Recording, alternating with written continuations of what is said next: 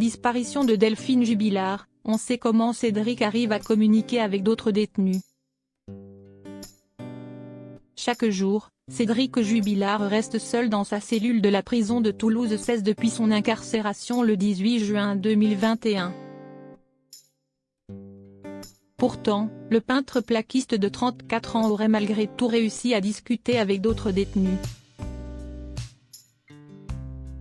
Le Parisien explique comment le mari de Delphine Jubilard y serait parvenu.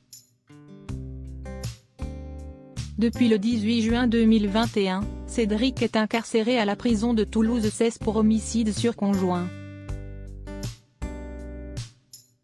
Placé à l'isolement dans une cellule individuelle, le mari de Delphine Jubilard a pourtant réussi à communiquer avec d'autres détenus. L'un d'entre eux a même affirmé aux enquêteurs que le peintre plaquiste leur avait avoué le meurtre de l'infirmière d'Albi qui serait enterrée près d'une ferme qui a brûlé à Cagnac-les-Mines. Seul dans sa cellule et privé de tout contact avec les autres détenus au sein de la prison.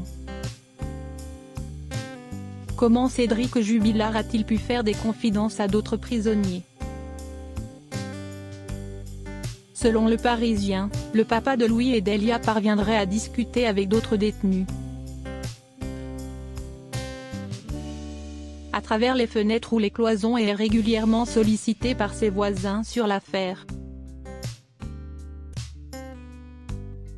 La disparition de Delphine Jubilard étant très médiatisée, le peintre plaquiste de 44 ans serait ainsi régulièrement interpellé par les autres prisonniers. Curieux de connaître son discours sur la disparition de Delphine. Fragile psychologiquement selon son avocat Jean-Baptiste Allary. Cédric vivrait par ailleurs un enfer en isolement comme il le confiait auprès de RTL le 25 août 2021. L'homme de loi a dénoncé des conditions terribles de détention pour Cédric Jubilard. Et scène était pris à une justice qui n'avance pas face à un homme innocent.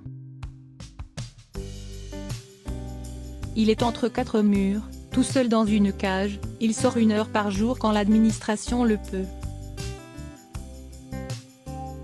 Bon nombre d'accusés du même type sont détenus normalement et malgré que cette affaire soit médiatisée. L'administration de pénitentiaire doit être dans la capacité d'assurer la sécurité de mon client, avait à l'époque dénoncé le pénaliste. Selon lui, l'isolement est une mesure exceptionnelle, rappelant que la Cour européenne avait rappelé à plusieurs reprises qu'il s'agissait d'un traitement inhumain et dégradant qui doit être limité dans le temps. Pour rappel, une nouvelle demande de remise en liberté de Cédric Jubilard a été rejetée le 22 novembre 2021. Les avocats de Cédric ont de nouveau fait appel de cette décision. Leur demande sera étudiée le 11 janvier 2021. Cédric Jubilard reste présumé innocent des faits qui lui sont reprochés jusqu'au jugement définitif de cette